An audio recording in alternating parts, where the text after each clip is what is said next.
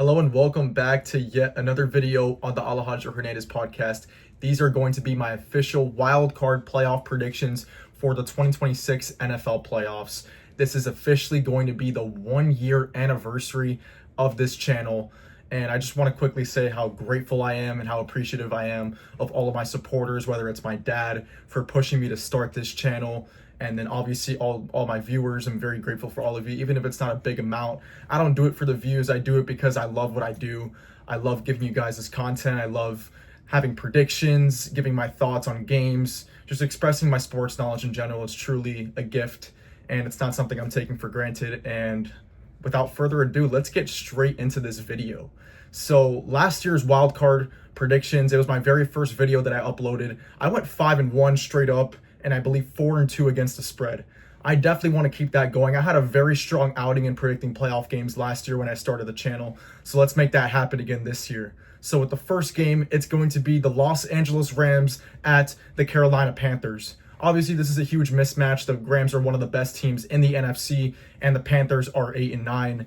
And unfortunately, a division winner that gets to host a home playoff game, I think that's a pretty stupid rule. But at the end of the day, we're not going to get rid of division winners that host playoff games. It just is what it is. The Buccaneers were my preseason pick to win the NFC South and be a top 2 seed. That ended up playing out horribly. It started out great. They were, I believe, 6-2 and completely fell off a cliff. But credit to Bryce Young, credit to Dave Canales for turning around the culture in Carolina. They won a lot of games this year that they were not supposed to win. And this is another one here. The Panthers performed very, very well this year as home underdogs. And I'm going to be taking the Rams to win, but I will be taking the points with Carolina. The spread is set at plus 10.5. I'm going to take Carolina to cover. And the main reason for that is I think Carolina is going to come out aggressive, and they're playing with house money, man. They know they're 10.5 point underdogs in this game. And they have beat the Rams before. That's very important to note. And the line is still the exact same as it was in the regular season matchup. The line was 10.5 or 9.5, and the Panthers won outright. So this is a very interesting matchup in my opinion, because the Rams are vulnerable in the back end, and that worries me. Through their last 6 games, the Rams have allowed 27.8 points per game and have allowed 357.5 yards per game allowed. This Rams defense is vulnerable. They gave up 38 to Seattle, 31 to Carolina, 27 to Atlanta. They're vulnerable on defense. And I think the Panthers can exploit that with aggressive play calling from Dave Canales. I think he's going to be going for it a lot on 4th down. They're going to be taking shots down the field to their big receivers in Tedderell, McMillan, Xavier Leggett, Jalen Coker.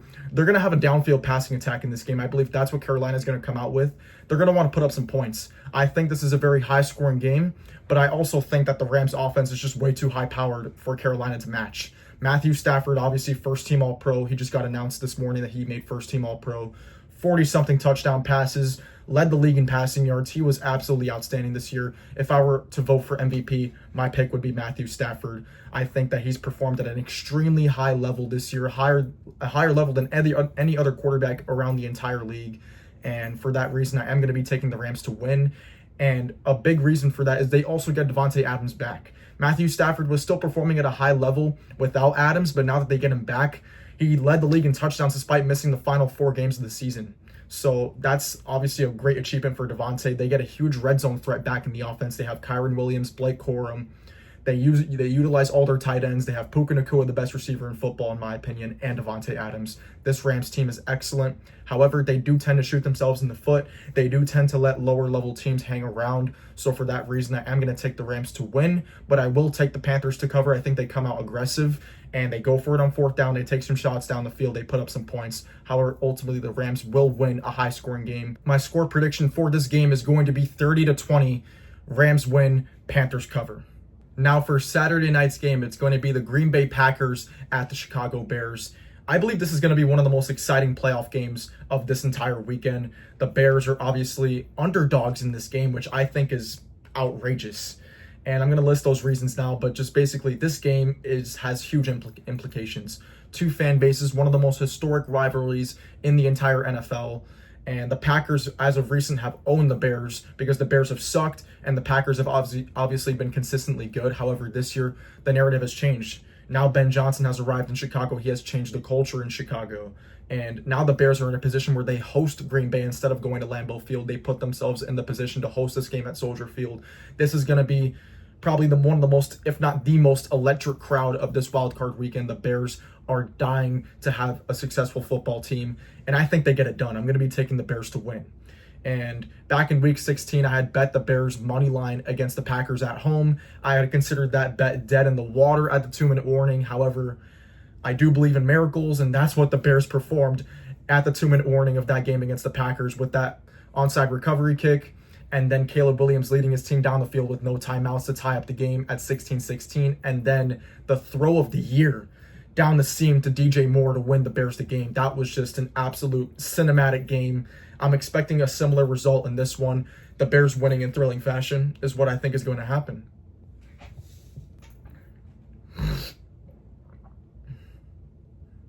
So let's get into why I believe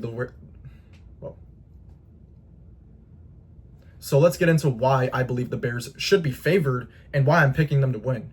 So first of all, I believe right now at the moment, I think they have the better quarterback play. And I'm going to come out and say, I just think Caleb Williams is a better quarterback than Jordan Love. I think he's more talented. I think he's more mobile. He has a better arm.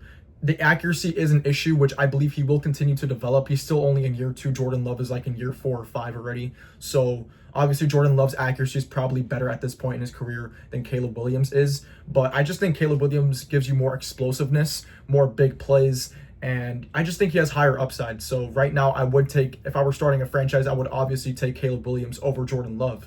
And you also have to factor in that Jordan Love is coming back from a concussion he suffered in the week 16 matchup. So Jordan Love has not played football in 3 weeks.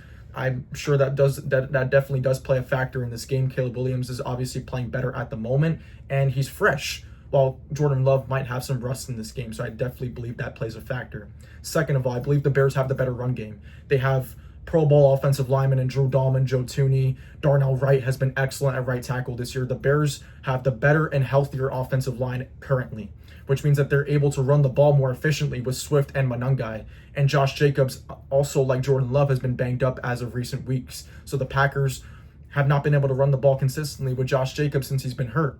So that means the Bears have the more consistent quarterback play right now, the more consistent run game. The Bears are also at home. That's home field advantage Bears. On the other side, they also have better weapons at the receiver position with Luther Burden. Rome Odunze is going to be back this game. DJ Moore, Colson Loveland has been a breakout the past couple of weeks. So I believe the Bears do have better weapons. And on the defensive side of the ball, they are more opportunistic. So those are all advantages for the Chicago Bears in this matchup. And when we talk about Green Bay, their past 4 games, they have limped into the playoffs. Ever since losing Micah Parsons to that ACL injury, it seems like the Packers season has just been on a downhill slope. First it was Micah, then it was Josh Jacobs, then it was Jordan Love. They've just had so many detrimental injuries that have killed their team, really. And against the Ravens, they were basically fielding third stringers all across the board in their defense. They had pretty much backups all around the field, and they're going to be getting some of those guys back. However, I'm going to just list the numbers. In the Packers' last 4 games since losing Micah Parsons, they have allowed 28.3 points per game. They have allowed 170 rushing yards per game in that 4-game stretch, and have only had 3 sacks and 1 forced fumble in 4 games. So this Packers defense is extremely vulnerable. I think the Bears are going to move the ball comfortably against this Packers weak defense. I think Caleb Williams is going to do what he's done all season, which is protect the football. And if he does that effectively, then I believe the Bears have an easy path to winning this game. I think they can run the ball at will against this Packers defense. Caleb Williams is going to make all the big-time throws that are needed, and I think the Bears are going to control this game offensively, control time of possession.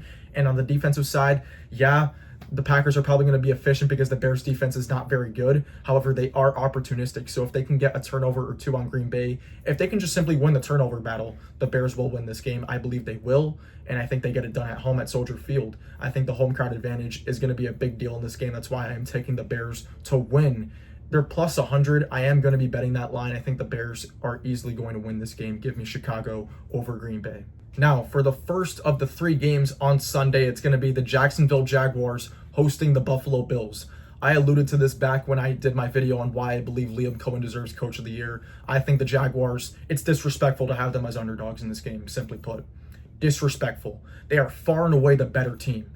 Really, when you look at the Bills, it's just Josh Allen and James Cook. James Cook was the rushing leader. I will give them that. They have a good offensive line. However, the biggest Bills' strength is their run game. James Cook, the rushing leader, when they're at their best, they're running the football, they're controlling time of possession. Well, guess what? Jacksonville has the #1 ranked rushing defense in terms of yards allowed. So the biggest Buffalo strength is neutralized by a Jag strength. So outside of the run game, what does Buffalo really do well? Tell me. Their weapons, Josh Palmer, Khalil Shakir, Keon Coleman's a healthy scratch. Their tight ends, I guess, are decent, but really, they can't really kill you through the passing game. When they're at their best, it's when they're controlling time of possession with the run game. If the Jags, which I believe they're the best team built to stop the run since they lead the league in yards allowed in the run game, if they are able to neutralize Buffalo's run game, it'll force Josh Allen into some 3rd and longs. He's going to want to play hero ball. And another factor that this Jacksonville defense has is they're opportunistic. Like the Bears, they take away the football. And they're a better defense in the sense that the Bears give up a lot of chunk plays. They give up a lot of yards. The Jags do not give up a lot of yards. So they are opportunistic and they're sound on defense. They do not give up a ton of yards. They don't not give up a ton of points. In the 7-game win streak the Jags have been on, they have allowed the least points per game and have scored the most points per game. The Jags are riding the best momentum out of any team in the entire NFL heading into this wildcard weekend. And somehow they're underdogs. I don't get it. I simply do not get it. The Bills have been very inconsistent all year. They've lost to Tua, they've lost to Davis Mills, they've lost to Michael Penix. They've had some very, very questionable losses, and most notably against Philly 2 weeks ago. They had every opportunity to win that game. They had 0 points entering the 4th quarter at home against the Eagles, and that was because they were able to shut down James Cook. So the Bills have been very inconsistent. They've been very reliant on their run game and Josh Allen to play Superman. And I think that that's what's going to get them in trouble in this game. Josh Allen is obviously feeling the pressure. The entire media is pressuring Josh Allen and the Bills to make it this year to the Super Bowl. It's considered a failure if the Bills do not make it to the Super Bowl this year because there's no Patrick Mahomes, there's no Joe Burrow, there's no Lamar Jackson. Well, guess what? The Jags are the better team. And they're going to showcase that on Sunday, and they are going to win this game convincingly. This is my most confident pick of the entire 6-game slate this weekend. Give me Jacksonville to win convincingly at home because I believe Trevor Lawrence and the Jags offense is going to move the ball at will against this weak Buffalo defense. They rank 31st in rushing defense. The Jags are going to control time of possession. Trevor Lawrence is going to continue his hot streak. And on the defensive side of the ball, they are going to stop the run of the Buffalo Bills, and they are going to force Josh Allen into mistakes when he tries to play Superman mode. So give me Jacksonville to win in convincing fashion, honestly. I think this is going to be a 2-score, 3-score game in favor of Jacksonville. Now, for the second game on Sunday is going to be the San Francisco 49ers traveling to Philadelphia to play the Philadelphia Eagles. I'm going to be picking the Eagles to win and cover the spread, which is set at -5.5. And this line's been bumped. I believe it opened at 3.5 Philly, and now it's at 5.5 Philly. And I believe that's a result of the Niners injury report.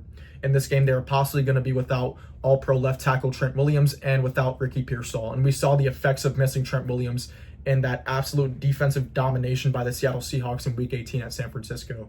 The Seahawks dominated that game from start to finish, and if they had taken advantage of their offensive opportunities, they probably would have blown out San Francisco. The scoreline does not represent how dominant of a win that was for the Seahawks. And it was a huge momentum shift for the winner of that game. Had the Niners won that game, they are the #1 seed and have a bye week so they can rest up and get their guys healthy or somewhat healthy. But instead of having the #1 seed and having a bye week, they now have to travel to Philly. So that is a massive kind of swing in outcome based off one game. And I believe that kind of just depleted the entire morale of that locker room in San Francisco. And on the other hand, while the Niners are depleted, they're injury prone, they're beaten up by that physical Seattle team that basically just hit them all game long in that Week 18 matchup.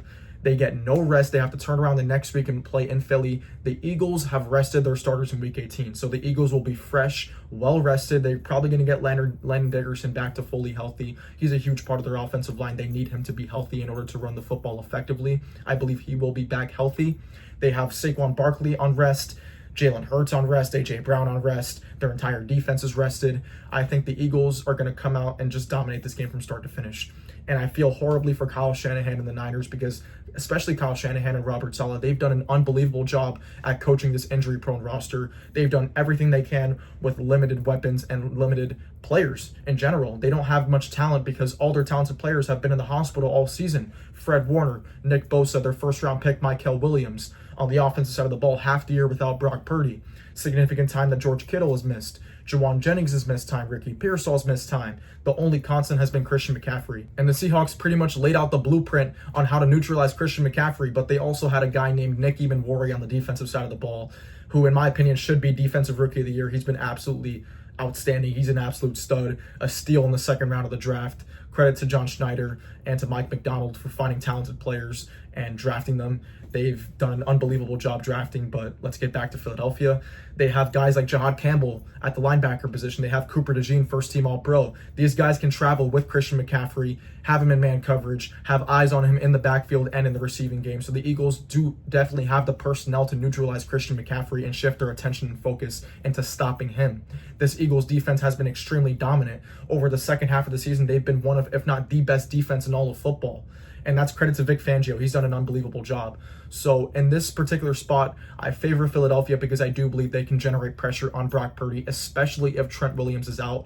I think that the Eagles are just going to create a ton of pressure on the Niners offense, on Brock Purdy. He's not going to have much time to throw. He got beat up in that Seattle game. He's probably feeling the effects of that game. So the Eagles are going to blitz the hell out of Brock Purdy, get pressure on him. And without Trent Williams, without Ricky Pearsall, I find it hard to believe the Niners are going to have success moving the ball in this Philadelphia defense. And then on the other side of the ball, I think Saquon Barkley, coming off rest, is going to have a good game. I think he goes over 100 yards. The Eagles will control time of possession. Jalen Hurts will take care of the football, and they'll dominate defensively. I think Philadelphia wins comfortably at home. Give me them to win probably in the low 20s. I'd say 24-10, 24-14. Eagles win. Now, for my first hot take of this video, I'm going to be taking the Los Angeles Chargers to go into Foxborough and to upset the New England Patriots. The line is listed at +3.5 Chargers, and the main reason that I'm putting my faith in LA is because of Justin Herbert. He has overcome so many obstacles this season with the amount of injuries that the Chargers have suffered. He has overcome every single one due to straight grit, toughness, and just putting on the Superman cape and just carrying your team week after week. That's what Justin Herbert has done all 17 games this season. And he's been absolutely outstanding.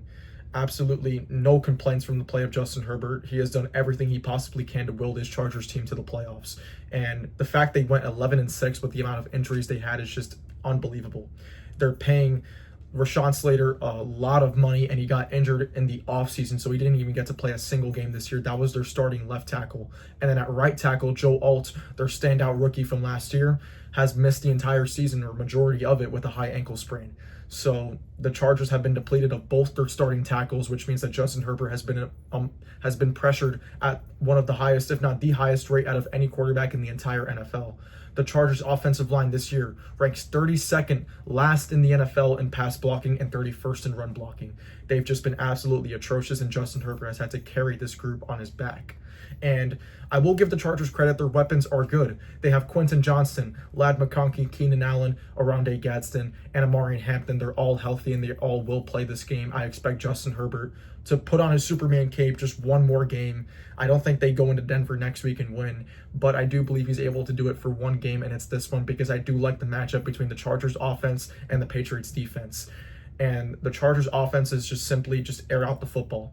They're probably going to have Justin Herbert throw for 30, 40 times in this game, and I trust him to have multiple touchdown passes and over 300 yards passing. I think he simply torches the Patriots pass defense. And one of the things that has swayed me to pick the Chargers in this game has been the Patriots' inability to pressure the quarterback. They rank 22nd in the NFL, averaging 2.1 sacks per game. So they have not gotten to the quarterback at a good rate. And I think that plays into the hands of the Chargers because had they drawn the Broncos, had they drawn the Texans, had they drawn the Jaguars in the first round, I probably would have picked the other team because that team's pass rush is great. However, the Patriots do not have a great pass rush, which means that Justin Herbert won't be under an insane amount of pressure in this game. And if you give him just enough time, he's going to make very, very special throws. And as long as his team does not let him down in this spot, which I believe they won't, I am picking the Chargers to win this game, and I believe they will. And also, I just think Justin Herbert's due for a playoff victory. He's 0-2. He's had two disastrous performances. The 27-0 game in Jacksonville, which they blew that lead, and then obviously falling on his face, throwing 4 picks against Houston last year. I just think he's way too talented and too good of a quarterback to blow another opportunity in the postseason. And I understand he's an underdog in this game. I don't care. I think he comes out and just plays one of, if not the best game of his career. I am trusting him to outplay Drake May in this spot, especially since it's Drake May's first playoff game. Now let's talk about the other side of the football, the Patriots offense versus the Chargers defense. The Chargers are able to stop the run at a good rate. They have a good defensive line and a good front seven, and they also have a great back four. They play a lot of zone coverage. Jesse Minter has been one of the best coordinators in all of football on the defensive side of the ball. The Chargers play a very zone-heavy scheme, and that kind of battles the Patriots scheme, because the Patriots like to throw the ball down the field to Drake May. He's been deathly accurate at throwing the ball down the field. However, the Chargers' zone-heavy scheme takes away throws down the field. They play a lot of cover 2, a lot of cover 4, which means 2 safeties back deep. They're taking away the deep ball. So if the Patriots are forced to dink and dunk their way down the field, I think that plays into the hands of the Chargers defense. I think they're going to focus on stopping the run with Travion Henderson or Ramondre Stevenson, and they're going to play well in the back end and possibly force Drake May into a mistake or two that they will take advantage of. I believe also I trust their kicker more in this matchup, Cameron Dicker over Andy Borregales. I think that will come into play. This is going to be a shootout. This is going to be a very back and forth game. I think it's going to be a very close game, and ultimately I am picking Justin Herbert to have a great fourth quarter and to will his team to victory. So give me the Chargers to upset the New England Patriots. And before I move on to the next game, I will mention that part of why I am picking the Chargers to win this game is because of the easy schedule factor that plays against New England. They've only played 2 opponents this year with an above 500 record, the Bills twice and the Steelers once. They are 1-2 in those games. And the Chargers have played a good amount of opponents with an above 500 record. They've beaten the Eagles this year. They've beaten the Chiefs twice. I know they're not above 500, but both those matchups were with Patrick Mahomes at quarterback. They've beaten the Chiefs twice. They've beaten the Broncos. They've been battle tested this year, while the Patriots have not. So I do believe that also does play a factor into this game, which is why I am leaning Chargers money line in this spot. And now for the final game of Wild Card Weekend, it's going to be the Houston Texans traveling to Heinz Field to play the Pittsburgh Steelers. And honestly, I've flip-flopped a lot with this game. This game has been one of the more challenging ones for me to predict because, and really, it's just heart versus mind for me. My heart wants Aaron Rodgers to win a playoff game, man. He hasn't been to the playoffs since 2021. I want to see more vintage Aaron Rodgers that we saw against the Baltimore Ravens, against the Detroit Lions. Rodgers has just had a great year this year with Pittsburgh. He's proved a ton of doubters wrong, including myself. Back in the offseason, I will admit, I had the Steelers having a losing record and missing the playoffs because I simply just didn't know how Aaron Rodgers was going to make this work on offense, and he has somehow made it work. With limited weapons, he's made Kenneth Gainwell into a great running back. He has upped the play of DK Metcalf. He's been throwing to guys like Adam Thielen, who are in their mid-30s. He's making it work with Calvin Austin, with Pat Freiermuth. I don't know how he's doing it. Credit to Aaron Rodgers, man. He is an all-time great legendary quarterback. He's played his butt off the entire season, and he has just absolutely raised the floor of this weak and poorly talented Pittsburgh offense. I don't know how he's done it, but he has. However, I think they finally run into a roadblock in this game.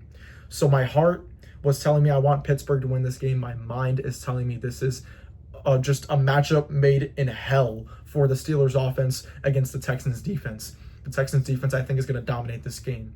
The Pittsburgh offensive line has not been very good all season. Aaron Rodgers has been under pressure a good amount, and he's dealt with it well. However, I think this Texans defense is just a different breed.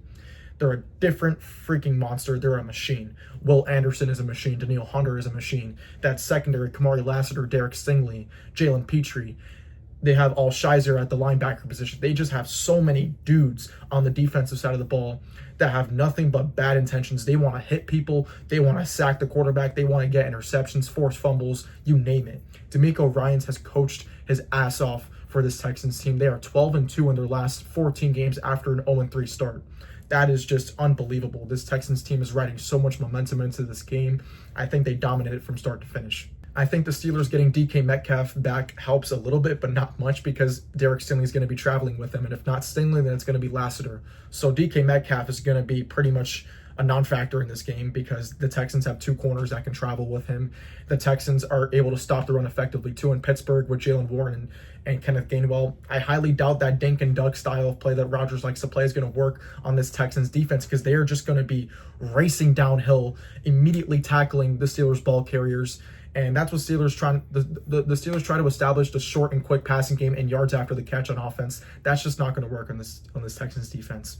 They're going to be flying around the field, making tackles for loss, sacks, turnovers. And on the offensive side of the ball, I think right now for the Texans and Steelers, the Steelers defense is just massively overrated in my opinion. Yes, they get to the quarterback. Yes, they get turnovers, but they are heavily reliant on those turnovers and on those sacks on defense. They do not play consistent down and down defense over the last, or just in general, when they play teams over 500. In 8 games, playing teams with a 500 and above record, they have allowed 26.3 points per game and 370 yards per game. This Steelers defense is not good when they have played good competition. So I expect CJ Stroud to manage the game, probably hit some big plays down the field to Jaden Higgins, to Nico Collins, and the Texans are going to put up some points on offense. The Steelers offense are going to massively struggle to move the ball in this game. Give me the Texans to win and cover the spread, which is set at -3.5. I forgot to mention that at the beginning of this breakdown. Give me Houston to win and cover at -3.5. And that is going to be it for this video. And I will see you guys next week when I do a wild card recap, and I will give you guys my divisional round predictions. But until then, I will see you guys next time.